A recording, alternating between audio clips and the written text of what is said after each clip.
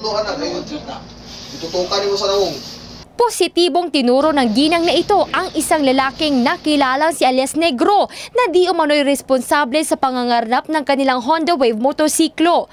Habang may isa pang biktima ng pangangarnap, ang positibong tinuro rin ito sa parehong reklamo. Ayon sa asawa ng ginang ni si John Sugasde, binabaktas niya at ng kanyang asawa ang kahabaan ng Purok 18, Barangay Lagaw pasado alas 5 ng hapon, Mayo 11, nang makita nilang may dalawang lalaking nakatambay at biglang itinutok ang baril sa kanilang dalawa gamit ang kalibre 38 at 45 pistolang baril.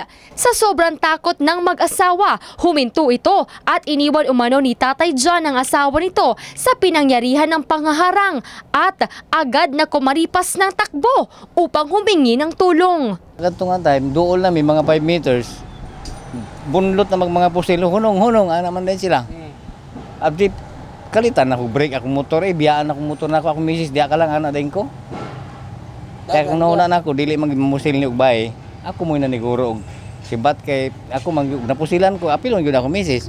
Hindi raw maaaring magkamali ang asawa nito dahil sa sobrang takot ito sa nangyaring insidente. Hindi niya makakalimutan ang mukha ng tumutok ng kalibre 38 baril sa kanya. Tagin mo ilang mga naong. Oo, kay doon na magayo. Pero nakatabon daw sila. Walay tabon. Walay tabon, wala yun. Upinta na ilang naong yun, klaro kayo. Gitinduan na yun sa kumisis, nga mao yun, 100% yun. 100%. Nga siya yun ang nagilog. Tumanggi namang magbigay na pahayag ang tinuturong sospek sa pangangarnap na bumisita lamang sa estasyon upang maghatid ng pagkain sa kakilala nito.